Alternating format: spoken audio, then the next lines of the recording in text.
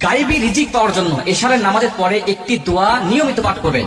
আল্লাহ পাক আপনাকে গায়েবী রিজিক দান করবে। এই দোয়াটা রাসূল সাল্লাল্লাহু আলাইহি ওয়াসাল্লাম নিজে তার মেয়ে ফাতেমা রাদিয়াল্লাহু তাআলা আনহাকে শিখিয়েছেন। আল্লাহ রাসূল সাল্লাল্লাহু আলাইহি ওয়াসাল্লামের দরবারে একবার কিছু বকরি আসলো হাদিয়া। আলী রাদিয়াল্লাহু তাআলা আনহু এগুলো দেখে চলে গেলেন ফাতেমার কাছে। এদিকে ফাতেমা রাদিয়াল্লাহু তাআলা আনহার ঘরে কয়েকদিন যাবত কোনো খাবার নাই। আলী রাদিয়াল্লাহু তাআলা আনহু বলছেন, ফাতেমা, আমি দেখে আসলাম তোমার বাবার দরবারে অনেক বকরি হাদিয়া এসেছে, যেহেতু আমাদের ঘরে কোনো খাবার নাই, তুমি একটু গিয়ে নবীজি সাল্লাল্লাহু আলাইহি ওয়াসাল্লামকে বলো একটা বকরি যেন আমাদেরকে দেয়, তাহলে আমরা অন্তত ছেলে সন্তান নিয়ে আমরা কয়েক বেলা খেতে পারবো। ফাতেমা রাদিয়াল্লাহু তাআলা আনহা বলেন, ঠিক আছে তাই হবে। চলে গেলেন রাসূল সাল্লাল্লাহু আলাইহি ওয়াসাল্লামের দরবারে। বাবা, আমরা আজকে কয়েকদিন ধরে না খেয়ে আসি, আপনার জামাই দেখে গিয়েছে, বলেছে একটা বকরি হাদিয়া দিলে আমরা একটু ভালোভাবে কয়েকটা দিন খেতে পারবো। রাসূল সাল্লাল্লাহু আলাইহি ওয়াসাল্লাম বলেন, ঠিক আছে তুমি বসো, আমি তোমাকে এমন একটি দোয়া শিক্ষা দিতে চাই, আমি তোমাকে এমন একটি আমল শিক্ষা দিতে চাই যে আমলটা যদি তুমি নিয়মিত করতে পারো, আমি নবীজি বলছি আমার আল্লাহ তোমাকে গায়েবী রিজিক দান করবে। মুসলমান ভাইরা আমার মনোযোগ দিয়ে শুনে নেন। নবীজি ডাক দিয়ে বলেন, ফাতেমা, এমন একটি দোয়া তোমাকে শিক্ষা দিতে চাই, যেই দোয়াটা যদি তুমি নিয়মিত পাঠ করতে পারো, আমি নবীজি সাল্লাল্লাহু আলাইহি ওয়াসাল্লাম বলে দিলাম আমার আল্লাহ আসমান থেকে তোমার সংসারে গায়েবী রিজিক দান করে দিবে।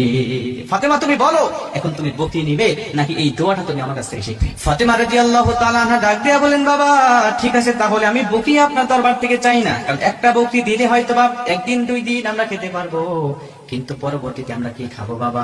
কিন্তু আল্লাহ যদি গায়েবী রিজিক আমাদের সংসারে দান করে, এটা তো অফুরন্ত হবে, কখনোই শেষ করতে পারবো না।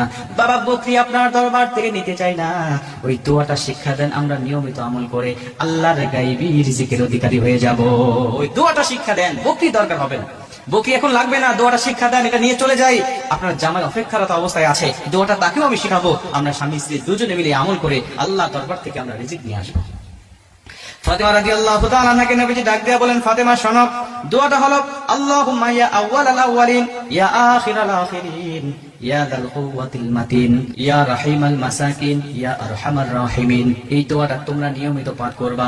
এই দোয়াটা যদি তোমরা ইশারের নামাজের পরে নিয়মিত পাঠ করতে পারো, আল্লাহ কখনো তোমাকে অভাবে রাখবে না।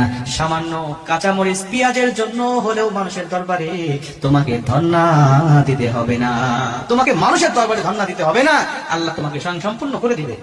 ফাতেমা রাদিয়াল্লাহু তাআলা আনহা তিনি চলে গেলেন এই দোয়াটা নিয়ে আলী রাদিয়াল্লাহু তাআলা আনহু কাছে। আলী রাদিয়াল্লাহু তাআলা আনহু অপেক্ষারত অবস্থায় আছে, নবীজির দরবারে গিয়েছে, আমি দেখে আসলাম অনেক হাদিয়া, অনেক বকরি এসেছে, নিশ্চিত একটা দিবেই দিবে, এতে কোনো সন্দেহ নাই। অপেক্ষারত অবস্থায় আছে কখন ফাতেমা আসবে। ফাতেমা রাদিয়াল্লাহু তাআলা আনহা চলে গেলেন, গিয়ে দেখলেন ফাতেমা রাদিয়াল্লাহু তাআলা আনহা তিনি খালি হাতে আসতেছেন। আলী রাদিয়াল্লাহু তাআলা আনহু ডাক দিয়ে বলছেন, ফাতেমা কি ব্যাপার, নবীজি দেয়নি বকরি দেয়নি?